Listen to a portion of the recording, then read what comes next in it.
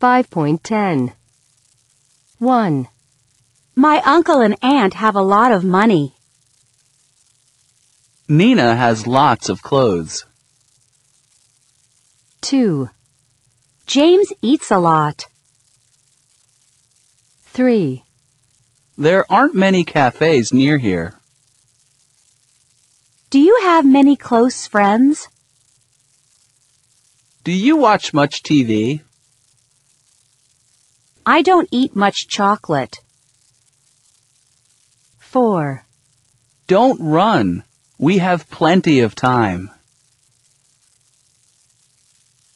5.11. 1. Do you want some more ice cream? Just a little.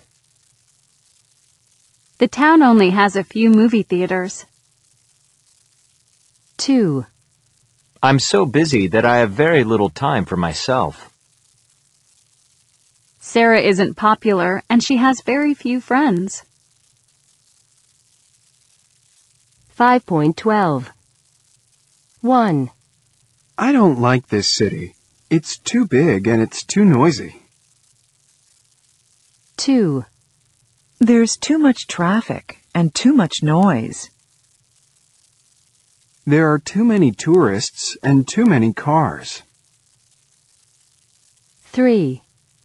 There aren't enough parks and there aren't enough trees. The buses aren't frequent enough. The buses don't run frequently enough. 5.13. 1. There isn't any room in the car. We don't have any eggs. 2. There's no room in the car. We have no eggs. 3. How many eggs do we have? None. I've used them all. 5.14. Up. Enough. Tough. Saw. Aw. Bought. Brought. Caught. Cough. Daughter. Thought. Phone. Oh. Although. Cat. Ah. Laugh. Boot. Ooh. Through. 5.15. 1. I thought I'd brought enough money with me. 2. My daughter caught a bad cold. 3. I bought it although it was very expensive. 4. We've been through some tough times. 5. I didn't laugh. It was a cough. 5.16. 1. A switch. 2. A plug. 3. Headphones. 4. A remote control. 5. A screen. 6. A keyboard. 7. A mouse. 8. A speaker. 9. A flash drive. 10. An adapter. 11. A USB cable. 12. An outlet. 5.17. 1. C. I changed the heat from 70 degrees to 62 degrees. I turned it down. 2. F. I disconnected my iPod from the computer. I unplugged it. 3. D. I increased the volume on the TV. I turned it up. 4. A. I pressed the off button on the TV. I switched it off. 5. G. I programmed the alarm on my phone. I set it for 7:30. 6. E. I put my phone charger into an outlet. I plugged it in. 7. B. I pressed the on button on my laptop. I switched it on. 5.18. A. I switched it off.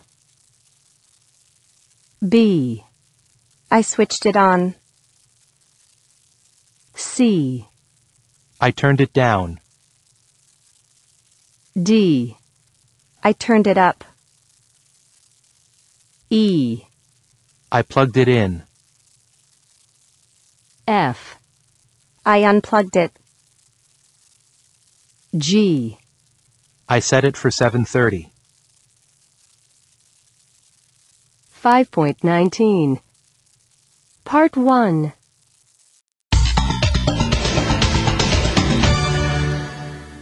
And now it's time for our book of the week, which is The Winter of Our Disconnect by Susan Moshart. Jeremy, to start with, it's a good title, isn't it? Yes, amazing. And it was a fascinating experiment and a good read. Tell us about it. Well, Susan Moshart is a journalist who's raising 3 teenage children.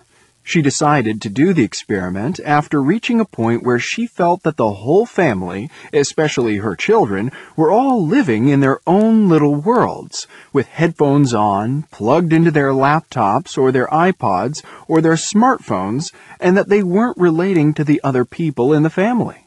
So, it wasn't just her children who were permanently plugged into an electrical device. Well, she admits that she herself was addicted to her phone and to her iPod and her laptop, and that she was constantly reading news sites and Googling information. But it was really her children who were totally dependent on new technology. In the book, she makes the interesting distinction between digital immigrants and digital natives. What does that mean? She describes herself as a digital immigrant. That's to say, someone who didn't grow up with digital technology, which is really anyone who was born before 1980.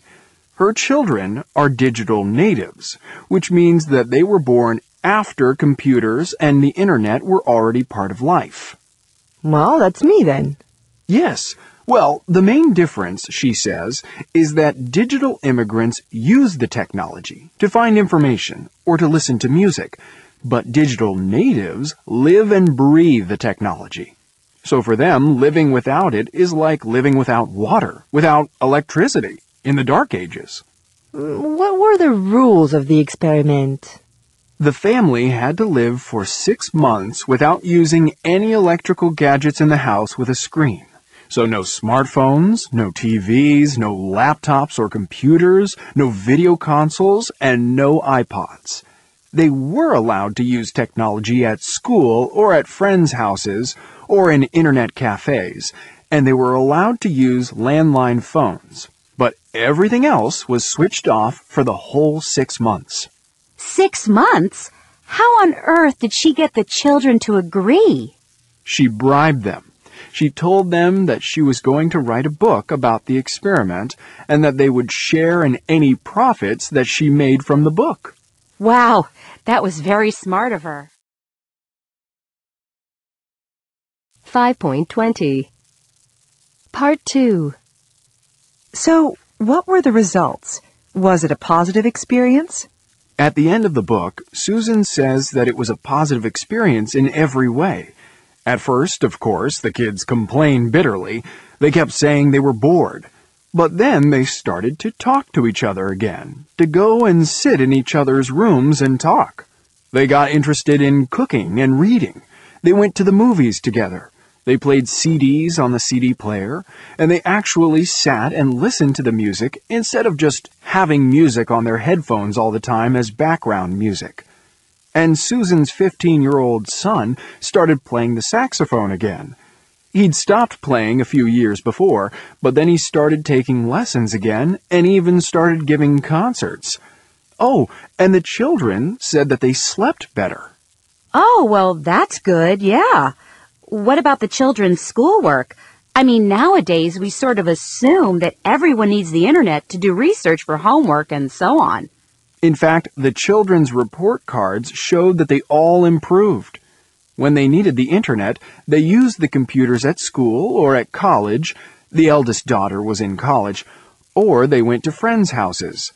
But when they did their homework, they did it better than before because they weren't multitasking. They weren't doing homework and listening to music and sending messages all at the same time. So they concentrated better and their schoolwork improved. What about Susan, the mother? Did she find it difficult to live without modern technology? What she found most difficult was writing her weekly article for the newspaper because she had to do it by hand and not on her laptop. She says that at the beginning her hand used to really ache. She just wasn't used to writing by hand anymore. But that was just a small problem. Any other negatives? Well, of course, the phone bill for their landline was huge. Has the experiment had a lasting effect? Susan says that it has. She thinks that they all get along much better as a family. Her son is still playing the saxophone, and he sold his video console. They've all realized that we live in a digital world, but that we need to disconnect from time to time and to reconnect with the people around us. So they have new rules in the house, like no TVs in bedrooms and no TV in the kitchen where they eat, and no wasted hours on the internet. Sounds great. That would be a good rule for me, too.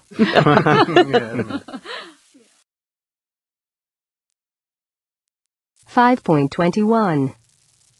Part 3.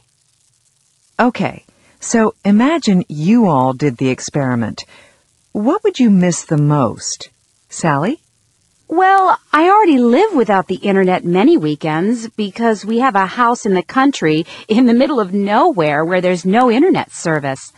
So I know that what I would miss most is being able to Google information, like the phone number of a restaurant or what time a movie starts, or even, dare I say it, the sports scores. I don't have a TV, so I wouldn't miss that, but I would miss not having the internet. Andrew? Well, I just couldn't live without a computer or a laptop because I work from home, so I don't have an office to go to, and I absolutely need the internet too. I couldn't do the experiment. I just wouldn't be prepared to go to an internet cafe all day to work. Susan, the journalist who did the experiment, only had to write 1 column a week, but I work from home 8 hours a day. Jeremy? I think I could do it. I think I could easily live without any of these electrical gadgets at home.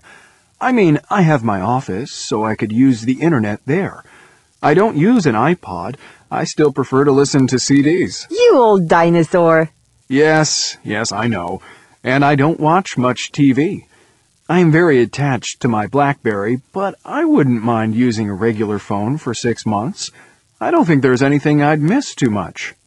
And finally, Chloe, our only digital native. Well, I'm sorry, but I just wouldn't be prepared to even try the experiment, not even for a week, let alone 6 months.